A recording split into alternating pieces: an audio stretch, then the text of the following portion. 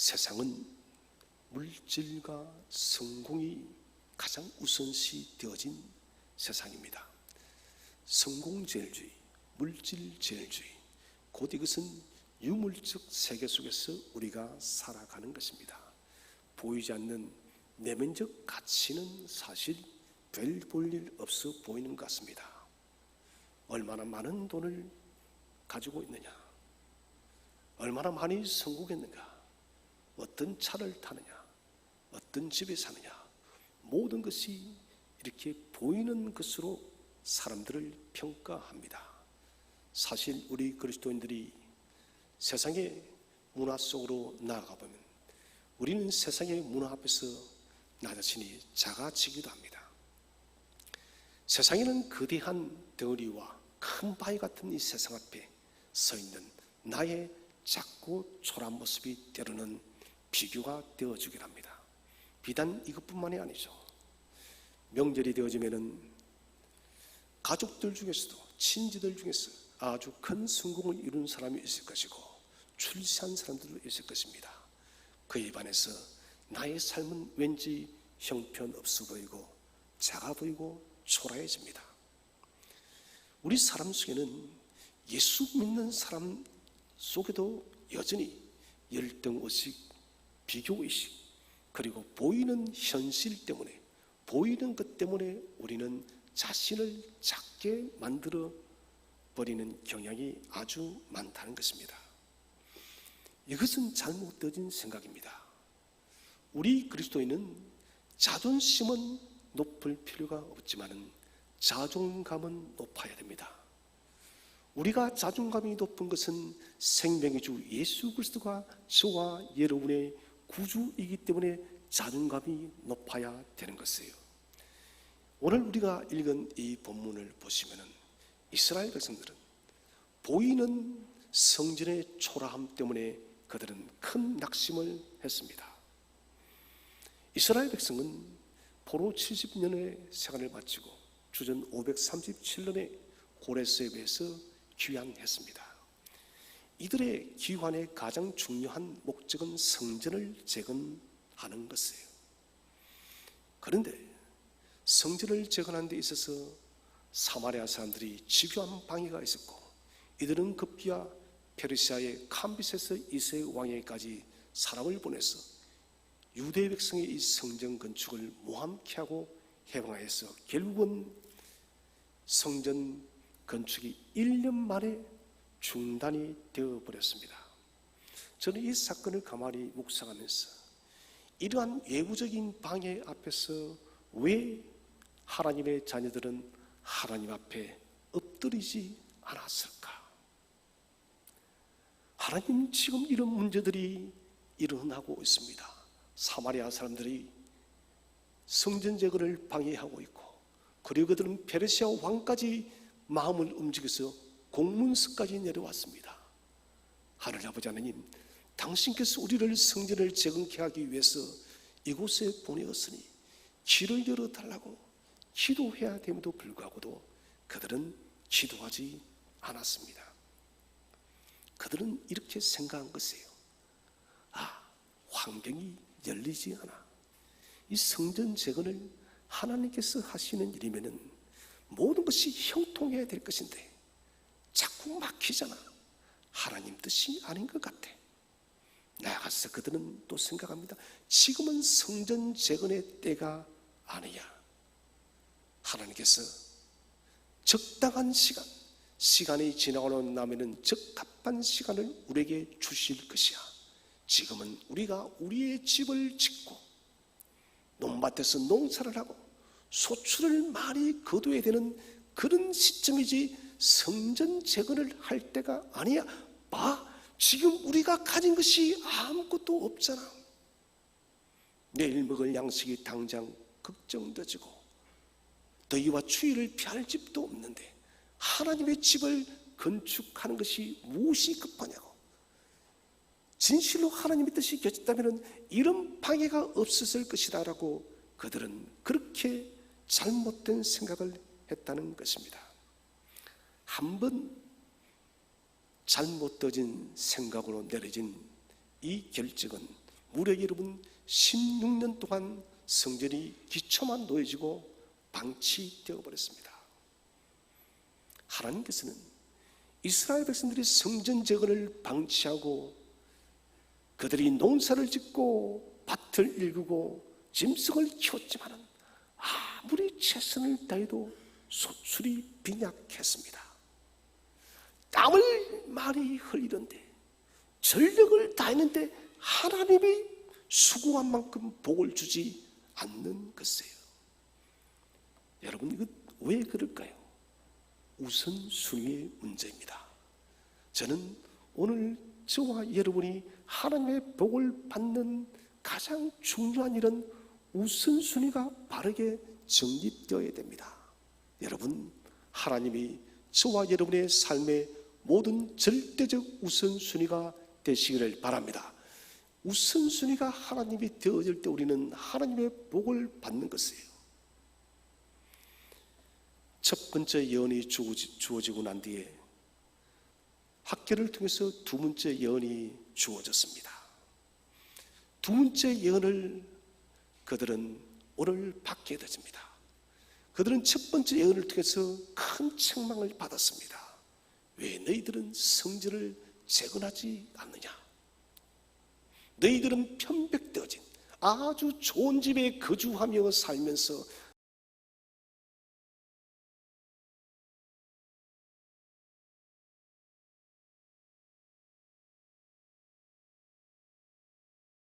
하나님의 집은 이렇게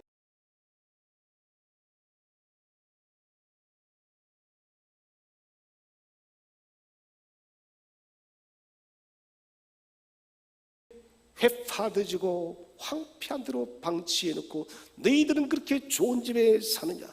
나는 너희들이 이러한 삶의 선택에 복을 내리지 않겠다는 학개 선자의 첫 번째 예언에 그들은 큰 충격을 받고 무려 16년 만에 다시 성전을 재건하기 시작했습니다. 성전을 재건할 때 그들 마음속에 낙심이 찾아왔습니다. 좀 더 제가 구체적으로 말씀드리겠지만 그 낙심의 근본적인 것은 성전이 초라하다는 것입니다. 거대하고 휘황찬란했던 솔로몬의 성전과 비교해 볼 때 이 스룹바벨의 두 번째 성전은 너무나도 작고 초라하고 왜소해 보인다는 것입니다. 그들에게 낙심이 또다시 찾아왔습니다. 낙심이 찾아온 그들에게 주님은 27일 정도 지나서 학개의 선지자를 통해서 두 번째 예언의 말씀을 주고 있습니다. 오늘 우리가 함께 묵상하기를 원하는 말씀은 학개의 선지자의 두 번째 주어지는 예언입니다. 그러면 우리가 첫 번째 주제로 생각할 것은 유다 백성은 왜 성전 건축 시 재개 시에 낙심을 하였는가? 첫 번째는 눈에 보이는 성전의 초라함으로 낙심했습니다. 그들은 원대한 꿈을 가지고 포로기한을 했습니다. 그들의 목적은 하나였습니다. 하나님께서 이 포로 생활을 끝을 내게 하시고 무너진 성전을 다시 재건케 하기 위해서 우리를 보내었으니 우리는 그 솔로몬의 성전처럼 다시 원대하고 놀랍고 크고 아름다운 성전을 그들은 건축할 줄로 알았습니다.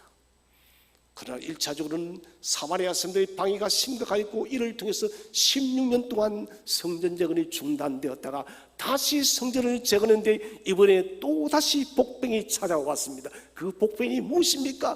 초라함이에요. 우리 한번 성경을 읽어보겠습니다. 학개서 2장 3절을 읽어보겠습니다. 시작. 너희 가운데 남아있는 자 중에서 이 성전의 이전 영광을 본 자가 누구냐? 이제 이것이 너희에게 어떻게 보이느냐? 이것이 너희 눈에 보잘것없지 아니하냐? 이 성전의 이전 영광을 본 자가 누구냐? 솔로몬의 성전을 보았던 여러분 70이 넘은 노인들이 있었던 거예요. 그 노인의 여러분 연장자들이 지금 재건되어지는 스룹바벨의 성전을 바라보니 솔로몬 성전과 비교하니 이것은 너무나도 작고 초라했다는 것입니다. 그래서 그들은 이런 성전을 지어서 못하겠느냐? 이렇게 작고 초라한 성전에 과연 하나님이 임재하실까? 이렇게 초라한 성전에는, 이렇게 누추한 성전에는 하나님의 영광이 임하지 않을 것이라고 그들은 판단하고 낙심했다는 것입니다. 하나님께서는 말씀하십니다. 이것이 너희에게 어떻게 보이느냐? 이것이 너희 눈에 보잘것 없지 아니하냐? 하나님도 인정합니다. 스룹바벨의 제2성전은 솔로몬 성전에 비해서 너무 보잘것없다는 것입니다. 16년 만에 다시 재건케 되어졌다면, 하나님께서 하시는 일이 있다면 좀 웅장하고 놀랍게, 이전보다 더 크게, 더 놀랍게 지었으면 좋겠는데 이것은 도무지 비교가 되어지지 않는다는 것입니다. 여러분, 유대 백성들이 초라한 성전 때문에 낙심을 했댔습니다. 이것은 사실 여러분 심각한 문제예요. 왜 사람들은 성전이 초라하다는 것 때문에 낙심을 했는가? 그것은 잘못되어진 신학입니다. 요즘 말로 표현하자면 신학이 잘못되어져 있다는 거예요. 성전이 무엇인가? 성전에 대한 바른 신학이 갖추어져 있지 않았기 때문에 이스라엘 사람들은, 유대 백성들은 지금 이 스룹바벨 성전이 단순히 외형적으로 초라하다는 것 때문에 그들은 낙심과 절망 속에 빠졌다는 것이에요. 성전이 무엇이에요? 성전은 하나님 백성의 정체성입니다. 무엇을 말하나요? 하나님만을 섬기며 하나님을 예배하며 오직 하나님 중심으로 살아가겠다는 마음의 결단을 내리고 하나님의 영광이 임재한 그 장소에서 그런 기쁨과 그런 즐거움으로 하나님 중심으로 예배를 드리면 그 성전은 아무리 초라해도 그 성전은 가장 위대한 것이에요. 저는 단언합니다. 솔로몬의 성전보다 모세가 지었던 여러분 그 성막이 훨씬 더 위대한 성전이에요. 잘못되어진 신학이 심겨졌던 것입니다. 초라한 성전에는 하나님이 가시지 않아. 크고 놀랍고 웅장한 성전에만 하나님이 거할 것이라는 잘못된 신학이 박혔기 때문에 그들은 낙심했다는 것이에요. 사랑하신 성도 여러분, 성전은 보이는 것이 중요하지 않습니다. 하나님의 영광이 거하느냐 거하지 않느냐, 이것이 핵심이에요. 낙심이라는 것은 걸음을 추지 않아도 아주 잘 자라는 잡초와도 똑같습니다. 낙심은 타락한 인간의 고질적인 질병입니다. 사탄은 그의 목적을 위해서 사람의 교만도 사용할 뿐더러 낙심의 열등감도 동시에 사용하는 것을 우리는 잊지 말아야 됩니다. 사탄은 1차 공격 때 사마리아 사람들의 방해를 통해서 성전을 건축을 멈추게 했습니다. 이번에는 초라함 때문에 성전 재건을 또 멈추게 하는 거예요. 열등감이요. 한 주인이 먼 길을 떠나면서 달란트를 맡깁니다. 5달란트, 2달란트, 1달란트. 1달란트를 받은 종이 어떻게 합니까? 주인이 떠나고 난 뒤에 그 달란트를 땅에 묻어둡니다. 이 종이 1달란트를 땅에 묻었던 가장 큰 요인은 2달란트, 5달란트에 비해서 자기의 것이 작다는 것입니다. 상대적 열등감인 것입니다. 왜 저 종은 2달란트를 주고 왜 이 종은 5달란트를 주었느냐? 나만 왜 1달란트냐? 열등의식이었어요. 여러분, 종이란 것은 자신의 할 일만 하면 되는 거예요. 한산이라는 영화를 보신 분들은 그 목선을 젓는 병사들을 보았을 것입니다. 저는 그 광경을 보면서 정말 저들은 충직되어진 사람들입니다. 전쟁에 여러분 광경도 보이지 않습니다. 지휘관의 명령에 따라서 그들은 전력을 다해서 노래를 졌습니다. 빠르게 하면은 빠르게 죽을 힘을 다해서 짖는 거예요. 그런데 놀라운 것은 그 군 지휘관은 노래를 젓는 그 병사들의 역량에 맞춰서 하는 거예요. 감당치 못할 일을 시키지 않습니다. 역량에 맞춰서 시키는 거예요. 한 달란트를 주었다는 것은 그 사람에게는 한 달란트가 맞기 때문에 한 달란트를 주었다는 것입니다.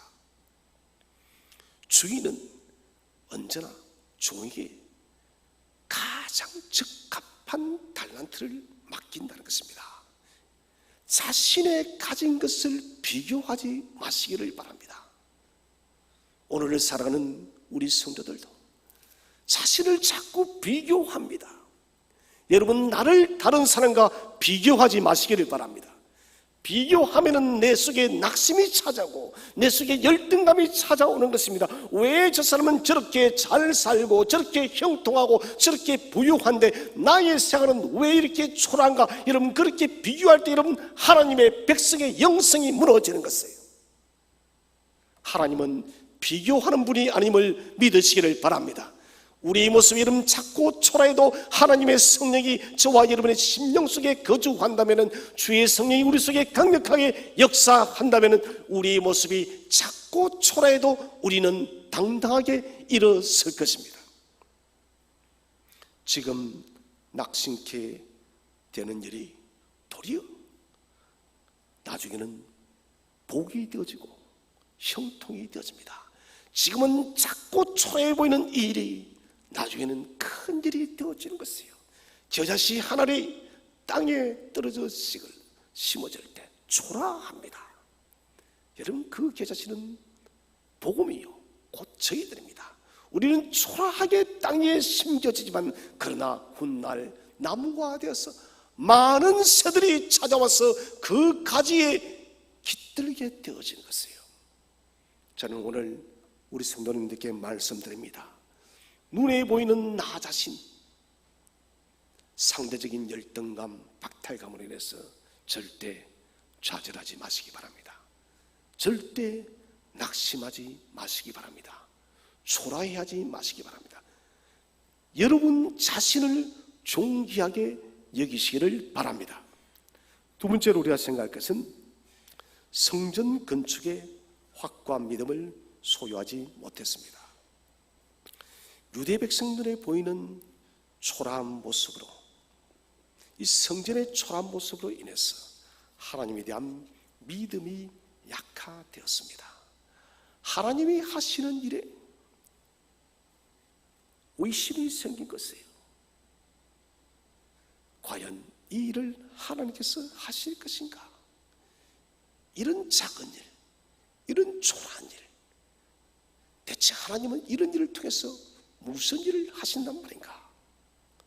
여러분, 성전의 영광과 성전의 아름다움은 하나님 자체임을 믿으시길 바랍니다. 참된 성전은 하나님이십니다. 참된 성전은 어린 양 예수 그리스도십니다. 여러분, 아무리 작고 초라한 성전이라 할지라도 그 속에 하나님이 계시면 가장 영화롭게 되어지는 곳이에요. 하나님의 영광이 임하고 예배의 기쁨이 있다면 그곳은 가장 빛나는 것입니다. 이 성전은 우리 인간의 힘으로 만드는 것이 아니에요. 인간의 능력으로 이루는 것이 아닙니다.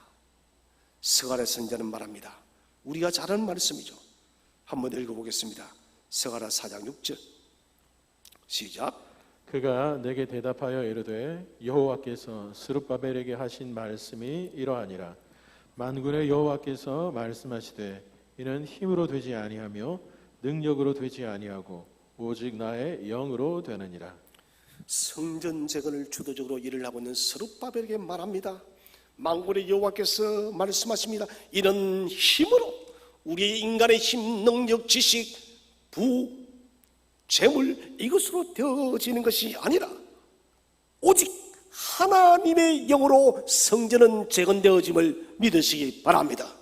저와 여러분의 모든 삶도 하나님의 영이 충만하게 임하게 될 때 우리의 삶이 만들어져 간다는 것입니다. 하나님의 영으로, 주의 성령으로 주도적으로 일을 친히 이루는 것입니다. 사실 지금 유대 백성들은 가진 것이 거의 없습니다. 애굽에서 그들이 도리어 나왔을 때는 비록 노예 생활을 했지만 엄청난 재물을 가지고 나왔습니다. 성막은 지금의 경제로 환산한다면 그게 이름 수십조 이상이 들어간답니다. 성막을 그대로 재건한다면 수십조 이상의 그런 재물을 가지고 나왔어요. 솔로몬 시대는 엄청난 부귀영화를 누렸습니다. 지금 70년의 포로 생활을 마치고 돌아온 그들에게는 가진 것이 없습니다. 소유가 적습니다. 상황도 좋지 않고 환경도 좋지 않습니다. 그러나 여러분, 이 모든 것들은 하나님의 성전 재건에 아무런 상관이 없는 일입니다. 하나님께서 하시겠다고 결단하였으면 무슨 일이 벌어져도 하나님의 일은 이루어짐을 확신하시기 바랍니다. 반드시 이루어져요. 하나님께서 성전을 세우겠다는 거예요. 하나님께서 이 성전을 스룹바벨을 통하여 재건하겠다고 약속하였으면 저와 여러분의 삶 속에 하나님께서 인도하시고 우리와 언약하신 그 약속이 반드시 이루어지겠다고 약속하셨으면 천지가 계획하여도 저와 여러분의 삶 속에 그 하나님의 신실한 약속은 온전히 이루어질 줄로 확신하시기 바랍니다. 내가 초라해도 괜찮아요. 내가 좀 떨어져도 괜찮아요. 내 삶이 좀 비루해도 괜찮아요. 하나님의 약속이 계시면 괜찮다는 것입니다. 전능하신 하나님께서 당신의 영으로 직접 못할 일이 대체 어디에 있겠습니까? 사마리아 사람들의 방해와 감빛에서 이새가 이 성전 재건의 중단 명령을 내려도 저는 가정해 봤습니다.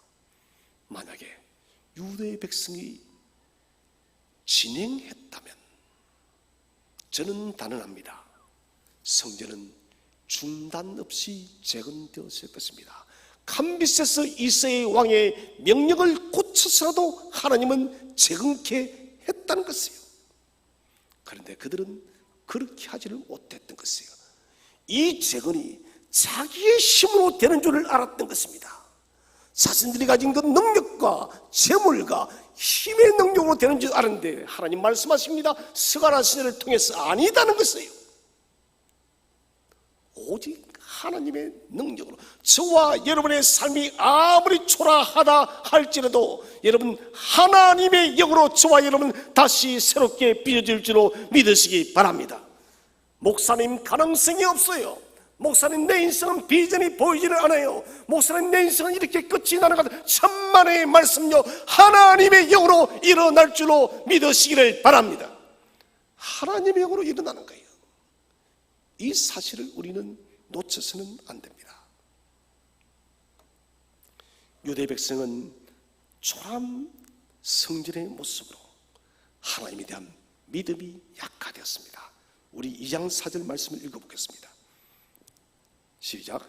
그러나 여호와가 이르노라 스룹바벨아 스스로 굳세게 알지어다 여호사닥의 아들 대제사장 여호수아야 스스로 굳세게 알지어다 여호와의 말이니라. 이 땅 모든 백성아 스스로 굳세게 하여 일할지어다 내가 너희와 함께하노라 만군의 여호와의 말이니라. 아멘. 하나님께서는 흔들리는 이스라엘의 믿음을 바라보면서 스스로 굳세게 할지어다 3번을 말합니다. 이것은 완전 숫자입니다.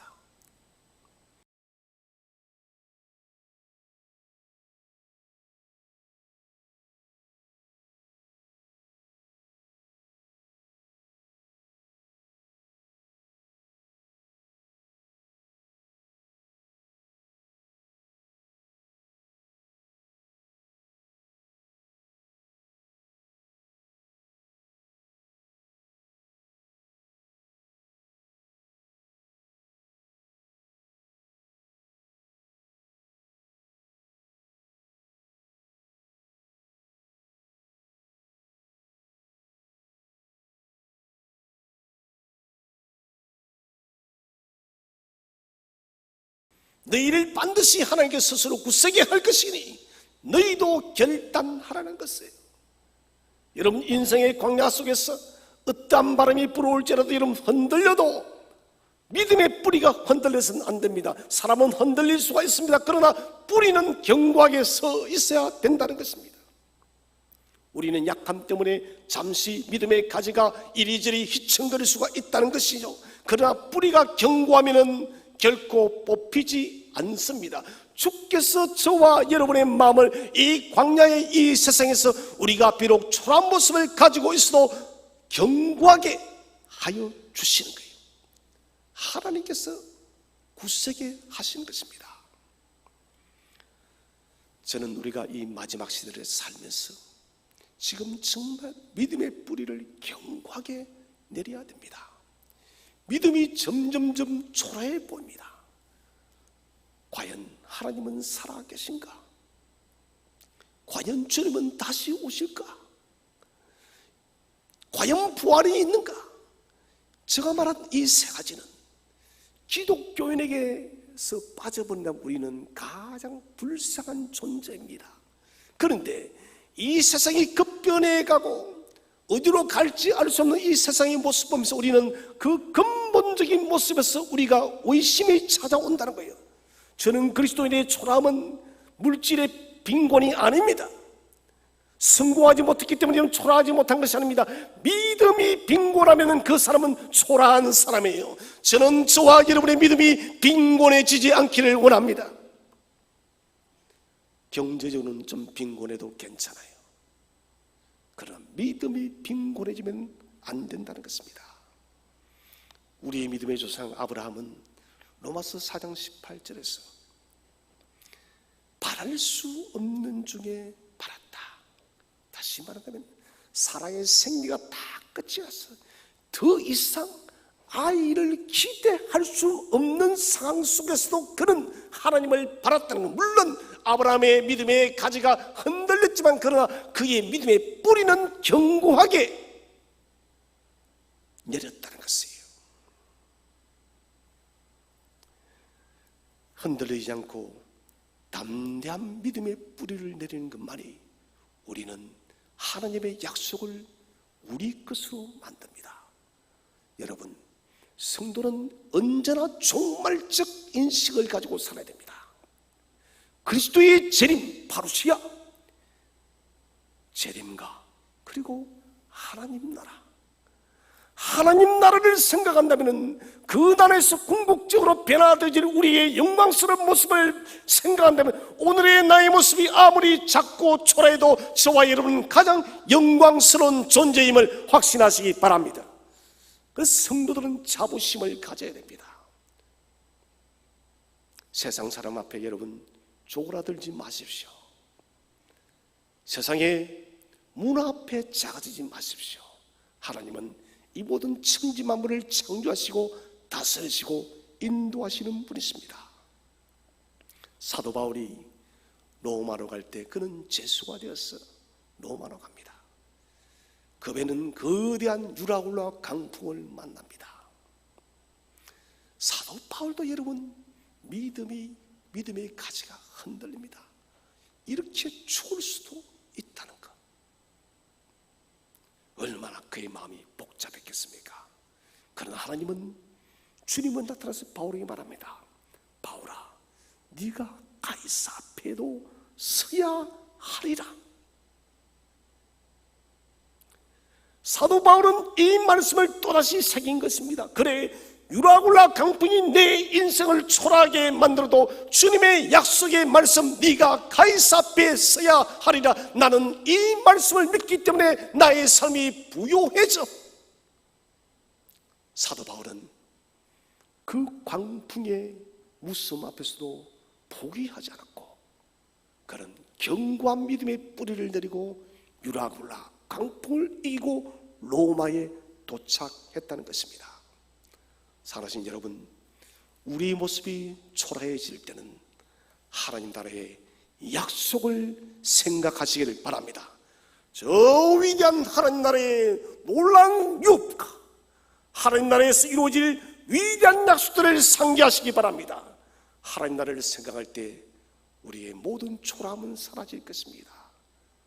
우리의 자존감은 높아질 것입니다. 두 번째 주제는 낙심하는 이스라엘 백성에게 주어진 하나님의 약속은 무엇입니까? 첫 번째로 하나님의 언약이 변하지 않으며 하나님의 영이 함께 하신다. 자, 우리 학개서 2장 5절을 함께 읽어보겠습니다. 시작.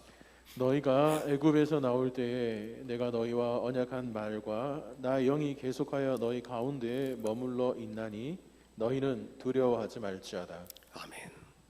하나님은 학개를 통해서 말씀하십니다. 내가 너희와 언약한 말과 나의 영이 계속해서 너희 가운데 머물러 있다. 언약이 변하지 않는다는 것입니다. 이 언약이 언제 때입니까? 애굽에서 나올 때에 너희와 맺은 그 시내산 언약, 모세와 체결한 그 시내산의 언약이 변화되지 않았고 너희에게도 똑같이 그 언약은 함께 할 것이다. 출애굽기 19장 5절에서 뭐랍니까?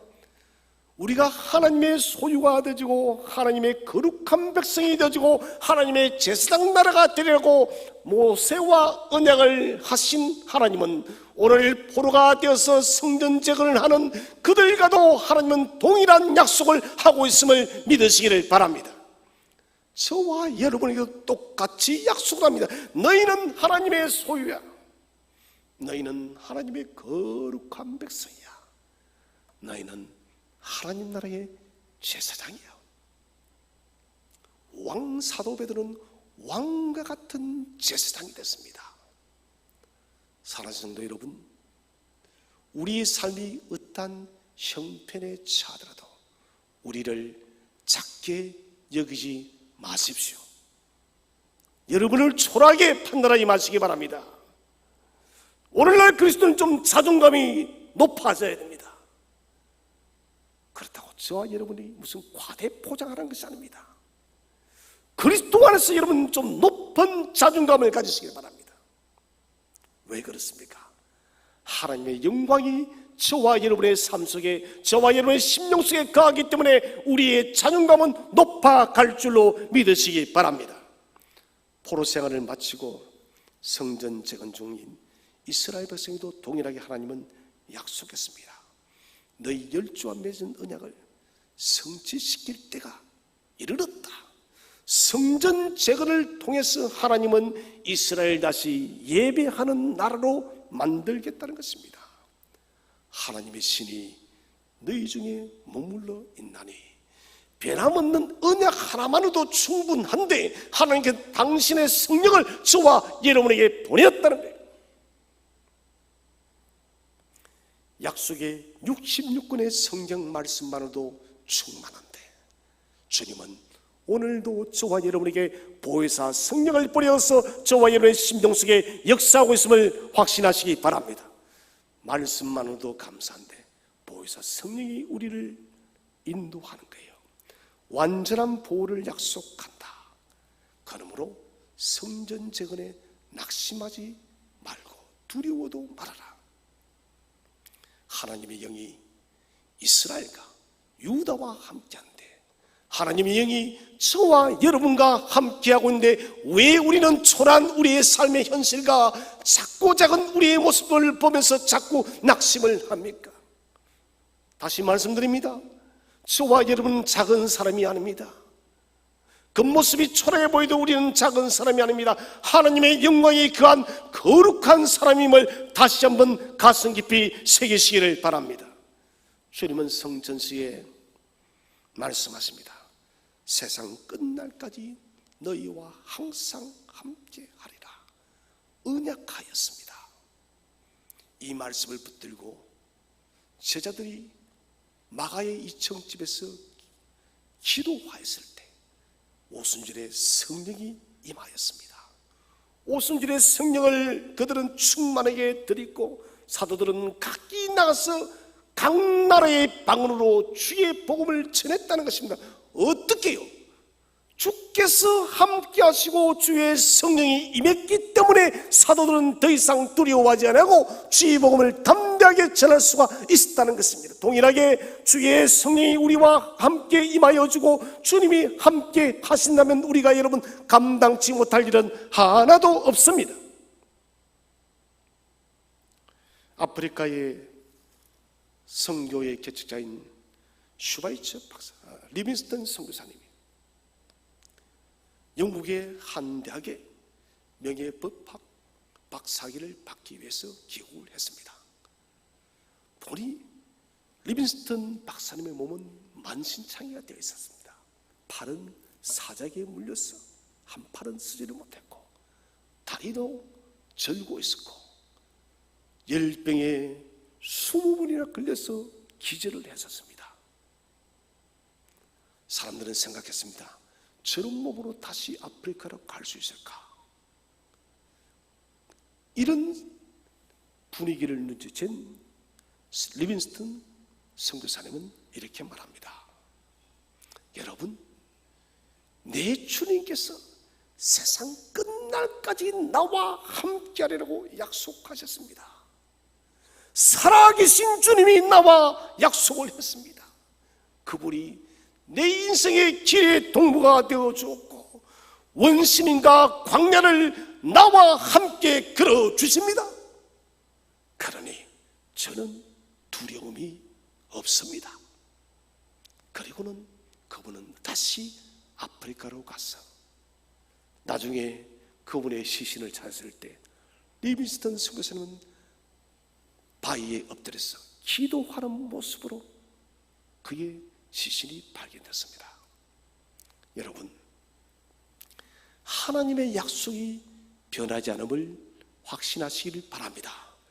약속이 변하지 않고 주의 성령은 저와 여러분을 떠나가지 않습니다. 그렇다면 우리를 좀 더 여러분 높은 곳에 두십시오.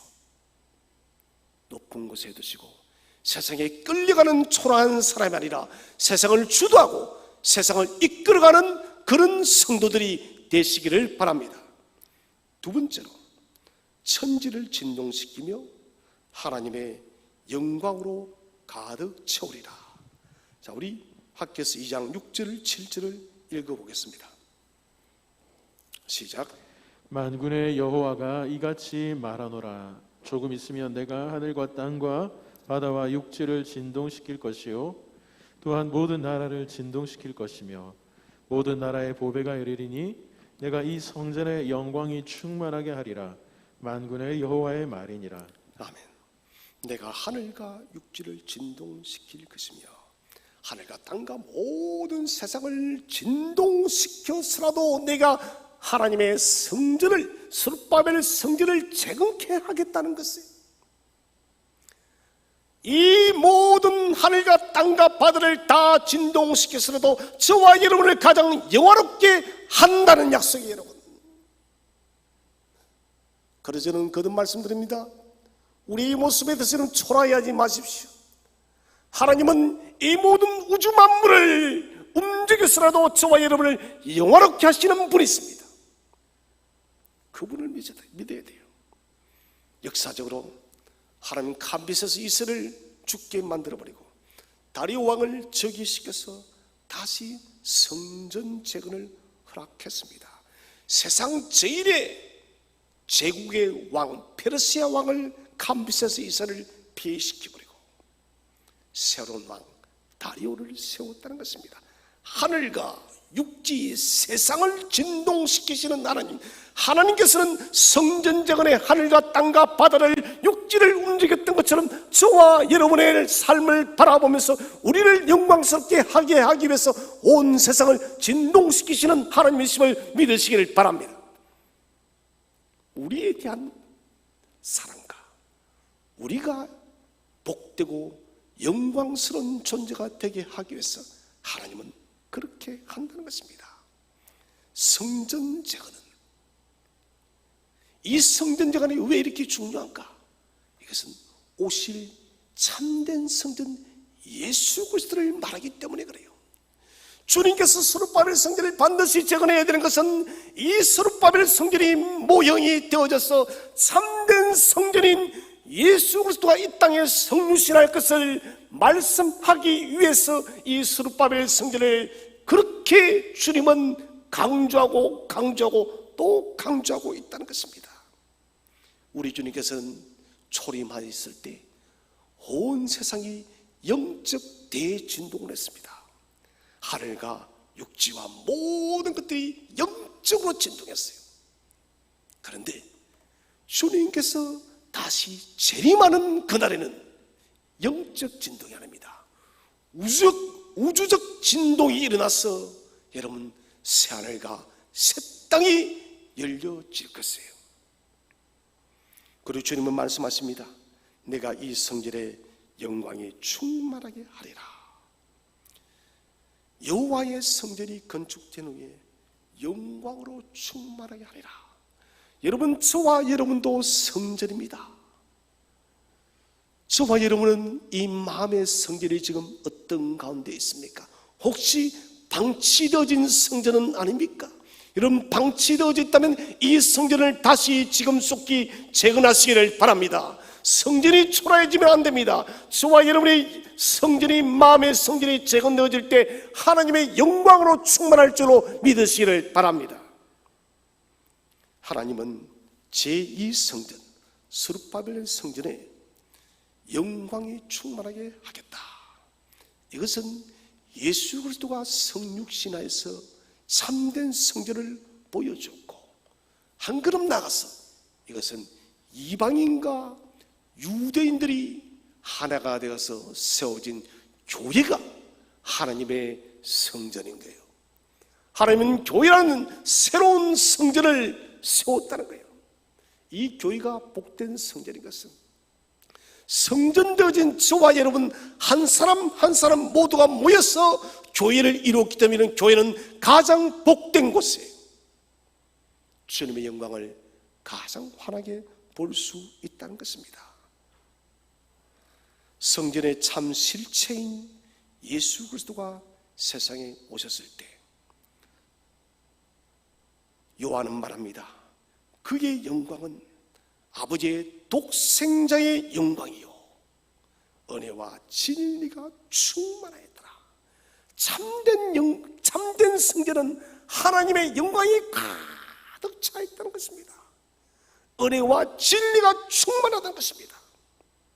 곧 이것은 새로운 시대가 출발한 것이에요.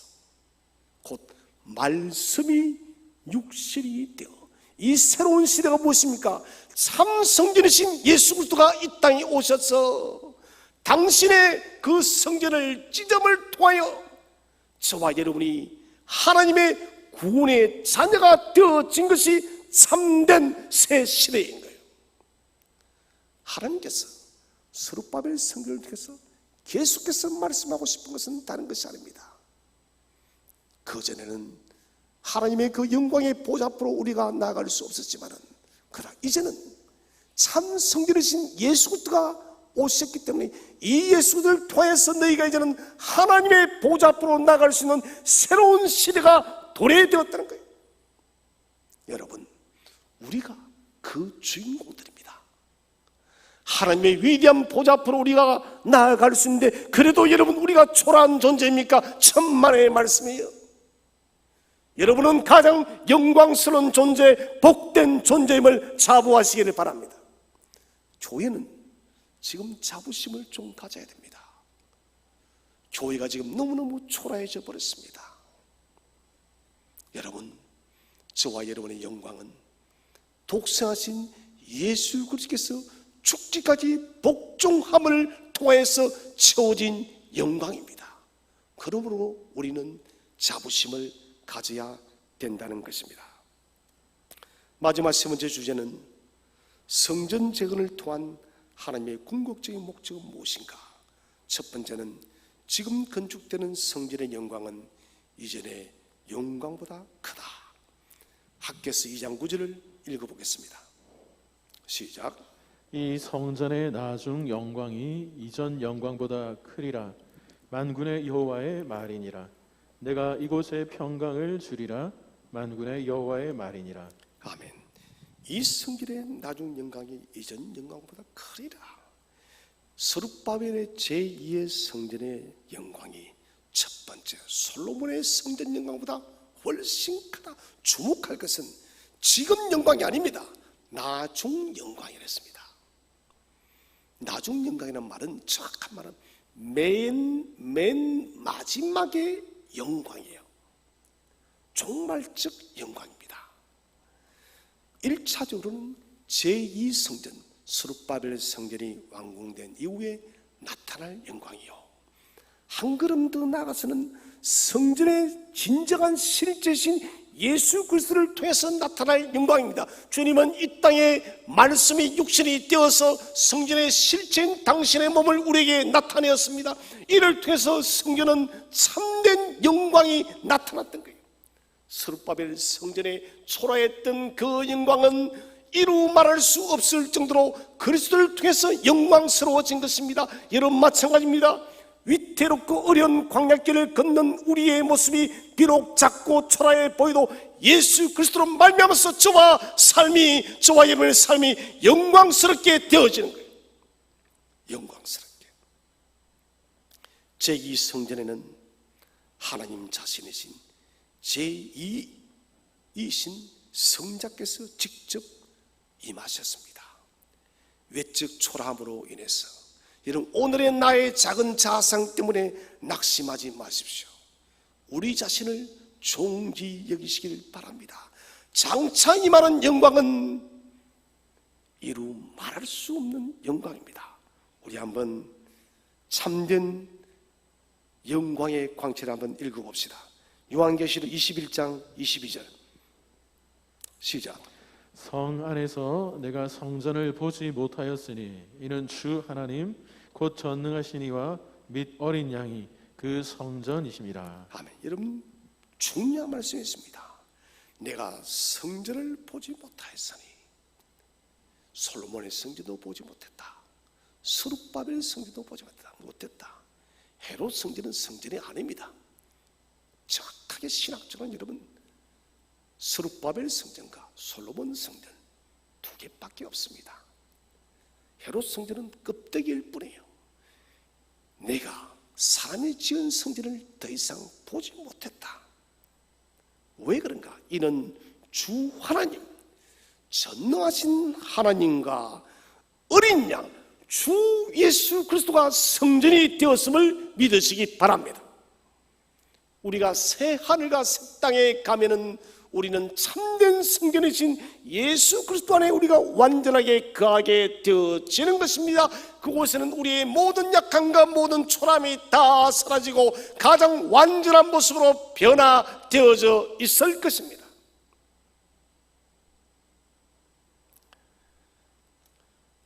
주님께서는 예수 그리스도의 영광으로 충만케 하시고 우리를 영광스러운 주님의 나라에서 가장 존귀하게 우리를 변화시켜 줄 것입니다. 두 번째는 참된 평강을 약속하시는 하나님이십니다. 하나님께서는 오늘 본 말씀에 내가 이곳에 평강을 주리라.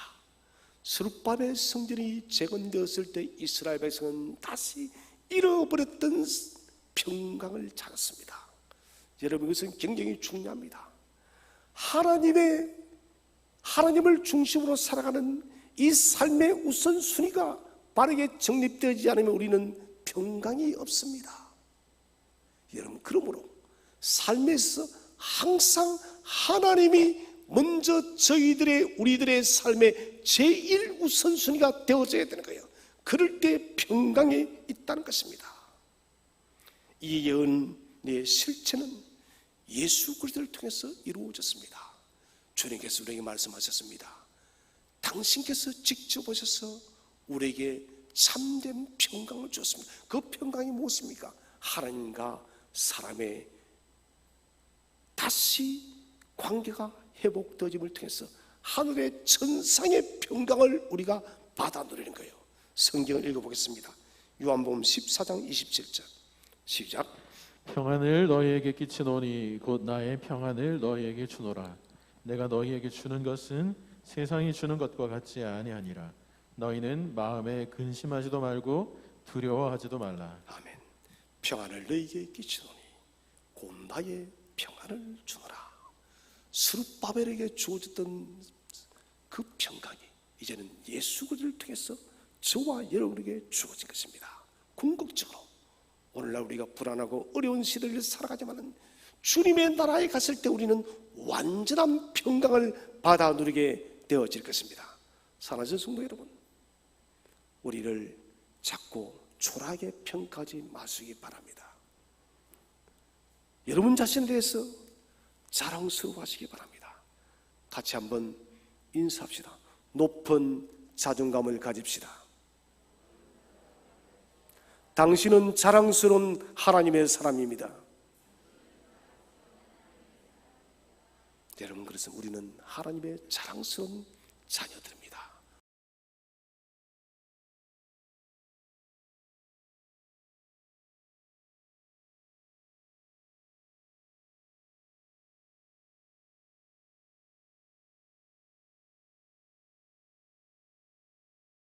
높은 자존감을 가지시고 오늘의 우리의 행편이 아무리 작고 초라할지라도 우리를 궁극적으로 영광스럽게 변화시킬 주님의 그날을 바라보면서 우리에게 주어진 이 광야길을 또 담대하게 걸어가는 저와 여러분 되시기를 주의 이름으로 축원드립니다. 기도하겠습니다.